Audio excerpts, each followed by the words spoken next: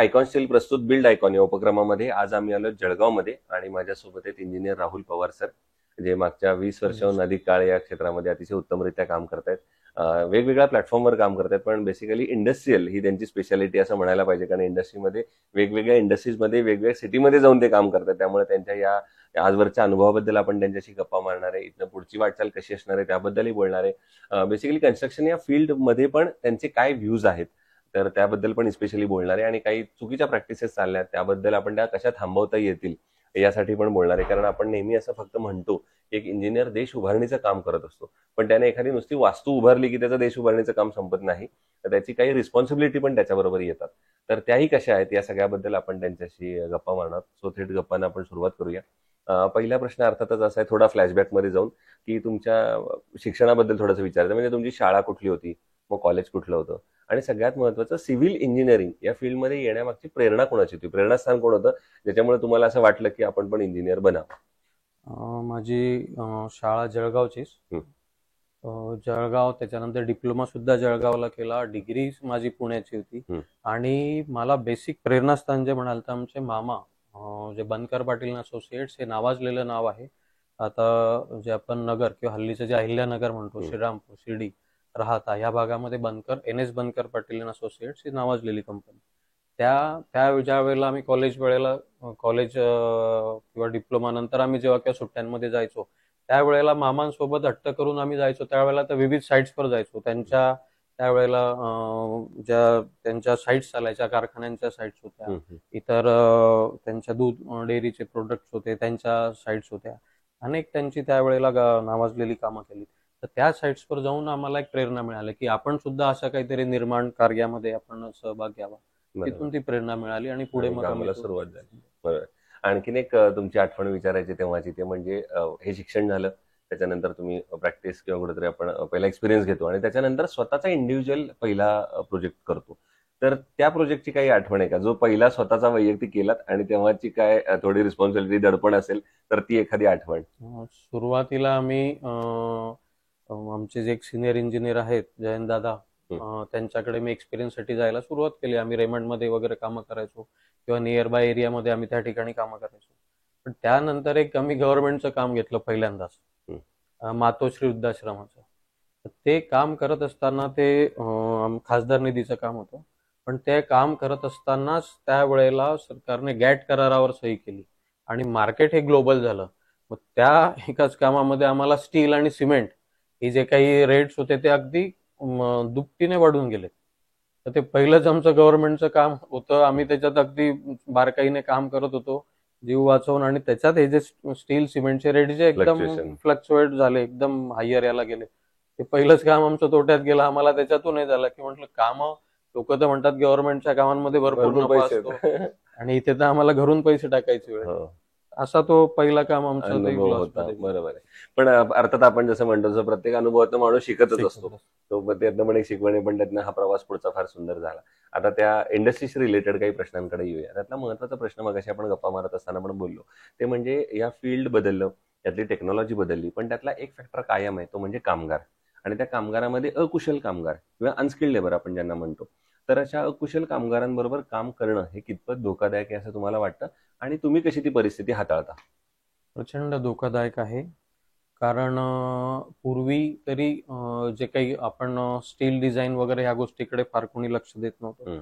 आता आपण multi storeyed buildings करायला लागलो आहोत, त्यामुळे आपण स्टीलवर लक्ष देतोय, सिमेंटवर देतोय, मिक्स डिझाईन्सवर देतोय, आणि त्याच्याच भरोशावर की हे सगळं डिझाईन जो काही एखादा डिझायनर प्रॉपर पद्धतीने करून ते तुमच्या हातात देतो, एखाद्या कॉन्ट्रॅक्टरच्या किंवा कामगाराच्या हातात देतो. कॉन्ट्रॅक्टर नंतर कामगाराच्या हातात देऊन जो निर्धास्त होत आहे ते फार चुकीचं आहे.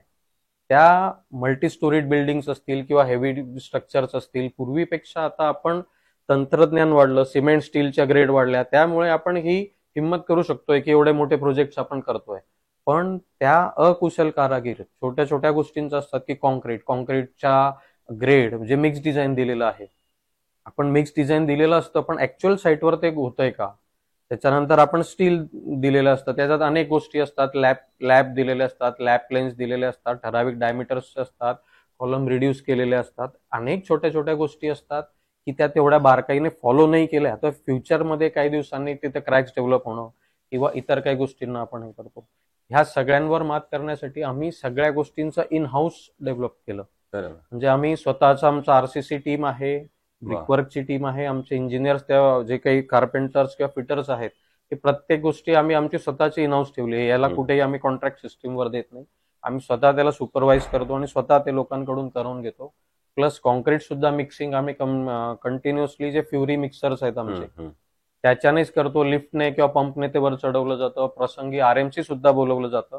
पण 100% जे काही आरसीसी डिझायनरने ज्या ग्रेडला ते डिझाईन केलंय त्याच्या डिझाईनला न्याय द्यायसाठी आम्ही पूर्णपणे त्याला प्रयत्न करतो. बरोबर आहे. पुढचा मुद्दा असा आहे की कन्स्ट्रक्शन मध्ये प्लॅन ही स्टेज सगळ्यात महत्वाची, कारण त्याच्याशिवाय तुम्ही पुढे जाऊ शकणार नाही.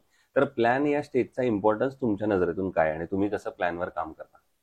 प्लॅन हा खरंच खूप महत्वाचा विषय आहे की आज दिवसेंदिवस आज सगळ्या गोष्टी मिळतील पण जागा मिळणार नाहीये. तर ती जी जागा आहे तिचा मॅक्झिमम आणि योग्य पद्धतीने युटिलायझेशन होणं हे फार महत्वाचं आहे.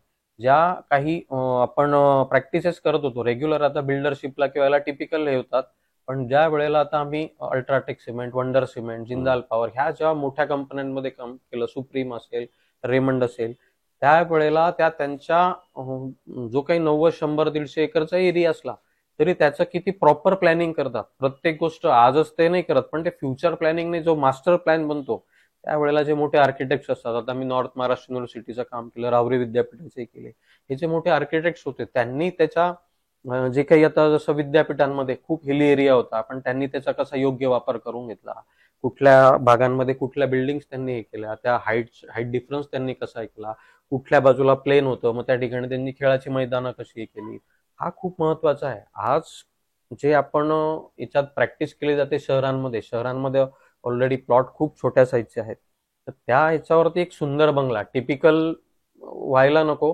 पण त्यातून काहीतरी जे क्रिएटिव्हिटी करतात ड्युप्लेक्स बंगलोसाठी, अपार्टमेंटसाठी, काही आपण फ्लोटिंग स्ट्रक्चर्स हे करतो, अनेक नवीन तंत्रज्ञानाच्या विचार पीटी बीम्स घेतोय, पीटी स्लॅब करतोय, अनेक तंत्रज्ञानामुळे आज जे आपल्याला एक फ्री हँड मिळाला आहे त्याचा आपण किती योग्य पद्धतीने करतो याच्यासाठी तो प्लॅनिंग, डिझायनिंग हा खरंच खूप मोठा. बरोबर आहे.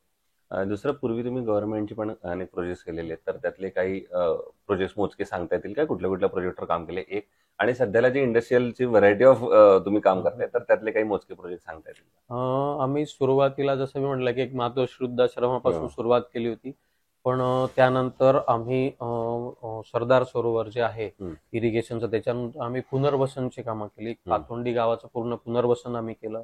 त्यानंतर वेअर हाऊसिंग कॉर्पोरेशन मध्ये अर्धा महाराष्ट्र आम्ही त्यात केलं.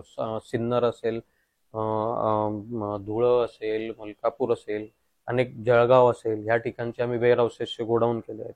त्यानंतर आपल्या जे गव्हर्नमेंटच्या जे पीएससी सेंटर्स आहेत, पब्लिक हेल्थ सेंटर्स, ते केलेले आहेत. अनेक व्यायामशाळा असतील, त्यात रोड्स होते, डांबरीकरण होते, कॉन्क्रीट रोड्स होते, जे काही गावांचे होते, 3 ते 4 गावांचे आम्ही कॉन्क्रिटीकरण केलेले आहेत संपूर्णपणे. आमदार निधीचे होते, खासदार निधीचे अनेक कामं त्याच्यातून केलेले आहेत. शॉपिंग कॉम्प्लेक्स जे यांनी उभारले होते तसे शॉपिंग कॉम्प्लेक्स केलेले आहेत. अगदी म्हणायला हरकत नाही, पण स्मशानभूमीपासून ते ग्रामपंचायत, शाळा खुल्या, अशा सर्वच गोष्टींना आम्ही हात घेतलाय. बरोबर. आणि इंडस्ट्रियल मधले काही मोजके प्रोजेक्ट सांगता येतील? इंडस्ट्रियल मध्ये आम्ही बऱ्याच सुप्रीम कंपनीचं काम केलंय गाडेगावला जे होतं. त्याच्यानंतर इथे जो आपला सिका मोटर्सचा जो नशिराबादला एक ई बाईकचा प्रोजेक्ट आहे तो आम्ही केलेला आहे. वंडर सिमेंट जे धुळ्याला नरडाणा एमआयडीसी मध्ये आहे त्या वंडर सिमेंटचं आम्ही काम केलं आहे. त्याच शेजारी नंतर आम्हाला अल्ट्राटेक सिमेंटला काम करण्याची संधी मिळाली. नंतर तिथे एक शिरपूर पॉवर प्लांट होता, तो काही कारणास्तव बंद झाला होता, पण त्याला जिंदाल कंपनीने टेक ओव्हर केल्यानंतर त्या जिंदाल पॉवर प्लांट मध्ये आम्ही नंतर कामं केली. अशी वेगवेगळी कामं चालू. बरं, एक प्रश्न मगाशी आपल्या गप्पांमध्ये आला, तो मुद्दा म्हणून मला विचारायचा की कन्स्ट्रक्शन करताना आपण, ती गरज आहे अर्थातच, पण आपण एकीकडे हे पण म्हणतोय की कन्स्ट्रक्शनमुळे कॉन्क्रीटची जंगलं तयार होत आहेत, पर्यावरणाची हानी होते, पण ही आपली काळाची गरज आहे की कन्स्ट्रक्शन तर लागेलच प्रत्येक फील्डमध्ये, कारण एवढी मोठी डेव्हलपमेंट होते. पण अशा वेळेला आर्टिफिशियल सँड सारखा विषय जेव्हा पुढे येतो, पण अजून लोकांचा विश्वास बसत नाही, पुन्हा लोक म्हणतात नॅचरल सँडच पाहिजे एकीकडे, मग त्याची कॉस्ट पण आहे, त्याची ड्युरेबिलिटी पण आहे आणि त्याचा ओव्हरऑल वापर पण आहे. तर त्याबद्दल तुमचे व्ह्यूज काय आहेत, किंवा काय ही सगळी परिस्थिती सध्याला बदलत चालली आहे एकंदर? आर्टिफिशियल सँड वापरायला काही हरकत नाहीये. फक्त ती जी वॉश सँड आहे, म्हणजे लोकांचा जो संभ्रम किंवा आहे तशीच आपल्याकडे येते आणि एक वॉश सँड येते. तर ती जी इफेक्टिव्हनेस जो आहे आपल्याला, तो खरोखर त्याच्यातून जे स्ट्रेंथ वगैरे जर कॅल्क्युलेट करायची असेल तर ती 100% वॉश सँड एक्सिव्ह अनालिसिस मधून पास झालेली एक इक्वल ग्रेडची ती जी सँड आहे ती खरोखर ती नथिंग बट दगडालाच तुम्ही हे करूनच त्याला बारीक केलेला असतो तुम्ही. त्याच्याने ती काही वेगळी कुठून आपण निर्माण केलेली नाही, कुठे फॅक्टरीचं प्रोडक्ट नाहीये ते. तुमचाच नॅचरल स्टोन आहे, त्याला तुम्ही ग्रेडिंग करून ग्राइंडिंग करून त्या लेवलपर्यंत आणलेलं असतं. त्यामुळे तो जर तुम्हाला वॉश सँड जर खरोखर ती मिळाली तर ती तुम्हाला उत्तम ग्रेड देऊ शकते. ती बारमाही तुम्हाला अवेलेबल पण होऊ शकते. तिला जर चालना मिळेल तर तिचं मास प्रोडक्शन झाल्यानंतर निश्चित तिची कॉस्ट सुद्धा आपल्याला कमी बघायला मिळेल. बरोबर. पण एकीकडे आपण मग असं म्हणतो की नदीची चाळण झालेली आहे, त्यातनं इतकं मोठ्या वाळूचा उपसा चालू आहे, एकीकडे पाण्याची ग्राउंड लेवल इतकी खाली गेलेली आहे की आपण मग अशी बोलतो 1000-1500 फूट. मग अशा वेळेला वॉटर हार्वेस्टिंग पण कितपत गरज आहे आणि या वाळूचं, या दोघांबद्दल तुमचे व्ह्यूज आम्हाला ऐकायचे. रेन वॉटर हार्वेस्टिंग हे पूर्वीपासून शासनाने कंपल्सरी केलंय, पण त्याला एक तुम्हाला स्वतःची पण जोड द्यावी लागणार आहे. आता आम्ही जेवढे काही आमचे कामं करतो त्या ठिकाणी आम्ही शक्यतो आमच्याकडून एखादा आम्ही एस्टिमेट जर लिहित असेल तर त्या ठिकाणच्या जो काही आम्ही जे तिथं क्वांटम करणार असू, ज्या क्वांटमचं आम्ही तिथं काम करतोय त्यातून आम्ही त्याच्या रेंजमध्ये एक रेन वॉटर हार्वेस्टिंग पिट किंवा तो जो असेल तो आम्ही आमच्यातर्फे तिथं करून देतो. फ्री ऑफ कॉस्ट आम्ही आमच्यातर्फे तो रेन वॉटर हार्वेस्टिंगचा आम्ही स्वतः त्यांना उपलब्ध करून देतो. त्याच्यानंतर कंपनीने जर एखादी डिमांड केली किंवा कोणी जर आम्हाला विचारलं तर आम्ही त्याला टेक्निकली फ्री गायडन्स देतो. कोणाला जर करायचं असेल रेन वॉटर हार्वेस्टिंग तर त्याला आम्ही फ्री ऑफ कॉस्ट सगळं टेक्निकल हे सुद्धा प्रोव्हाइड करतो. बऱ्याचदा काय होतं की आता काळाची गरज असल्यामुळे किंवा पर्यावरणाची हानी असल्यामुळे स्वतः जे मोठे ब्रँड्स असतात, आता आम्ही एक ह्या MIDC मध्ये HD फायर म्हणून एक नामांकित कंपनीचं काम करत आहोत. तर तिथे त्यांनी इन्सिस्ट केलं की त्यांच्या रोड मध्ये एक 4 झाडं त्यांना अडत होती, तर आम्ही त्याचं रिशिफ्टिंग केलं. त्यांचं ते ज्या रोड मधली जी 4 झाडं काढायची होती त्याच्या त्यांनी रीतसर परवानग्या घेतल्या शासनाकडून आणि कंपनीच्याच प्रिमायसेस मध्ये दुसऱ्या ठिकाणी तेवढ्याच इक्वल अमाऊंटचे खड्डे खोदून आम्ही ते झाडं तिथे 25 ते 30 फुटाची झाडं होती ती पूर्ण क्रेनच्या साह्याने उचलून त्याचं रिप्लांटेशन पण केलं आहे आणि 4 पैकी 3 झाडं जगली पण आहेत.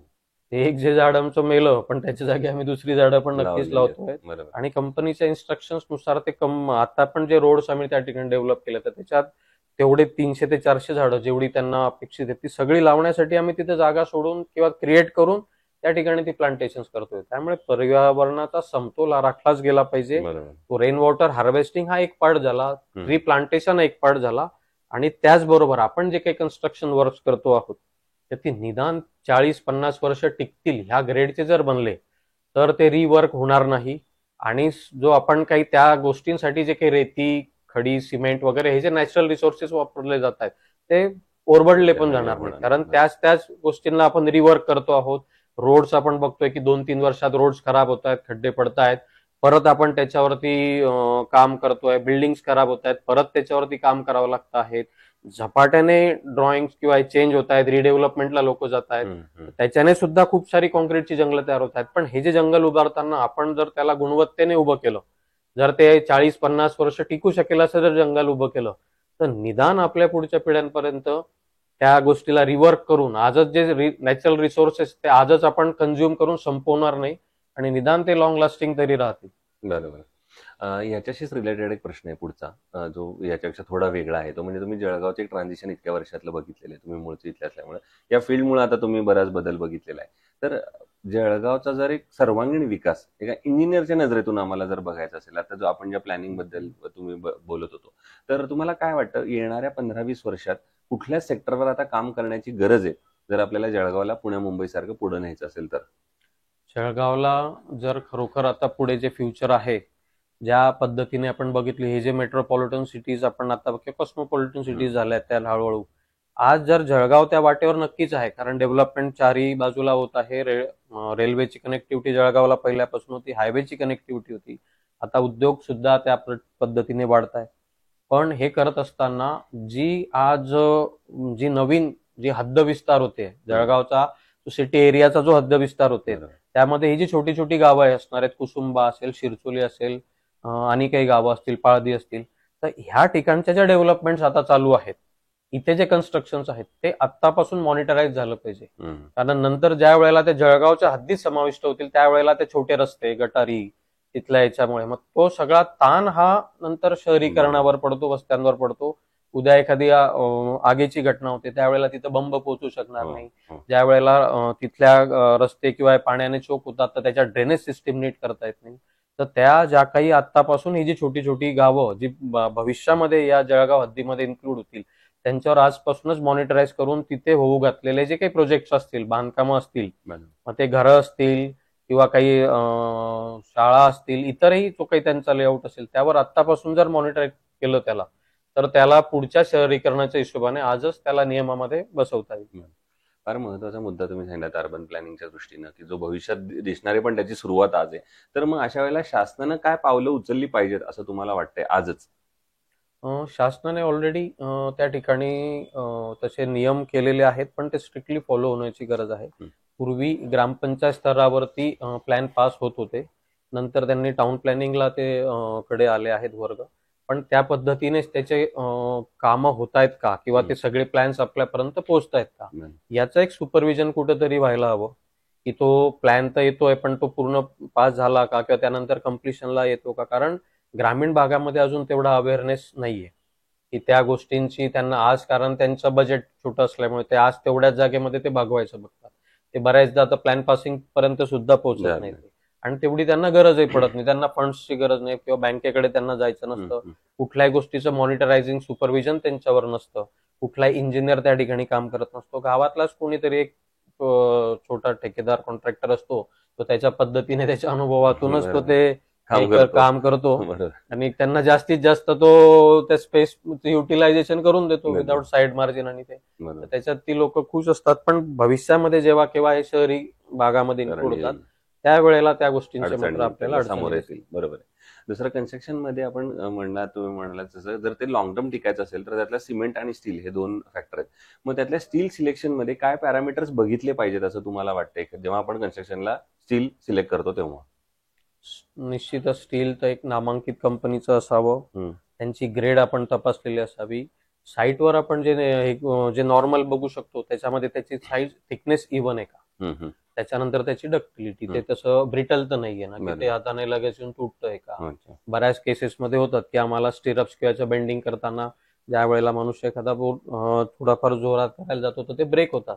तर ती तशी ब्रिटल ती नसावी, ती तिच्यामध्ये तिची इलास्टिसिटी वगैरे तशी तिच्यामध्ये असावी आणि त्याला रस्टिंग होतीये का, 4-2 दिवसातच 8 दिवसातच तुम्ही क्युरिंग वगैरे करताना तुम्हाला त्याच्यावर रस्ट वगैरे दिसतोय का. तर ह्या ज्या गोष्टी सुपरफिशियल आहेत की त्या तुम्ही बघून तिच्यावर काम करू शकता. आणि आयकॉन स्टील तुम्ही याच्यापूर्वी कधी वापरले का कुठल्या प्रोजेक्टवर? बऱ्याच ठिकाणी वापरलं आहे. बऱ्याच ठिकाणी आम्ही आमच्या ज्या मेक लिस्ट पण आम्ही देत असतो तर त्याच्यामध्ये आम्ही इक्वली त्याच्यात लिहून देतो जो कस्टमर किंवा क्लायंट ज्या वेळेला त्याला टिक करतो त्यावेळेला आम्ही तोच 100% त्या ठिकाणी वापरला. आयकॉन स्टील आम्ही बऱ्याच ठिकाणी वापरलेला आहे.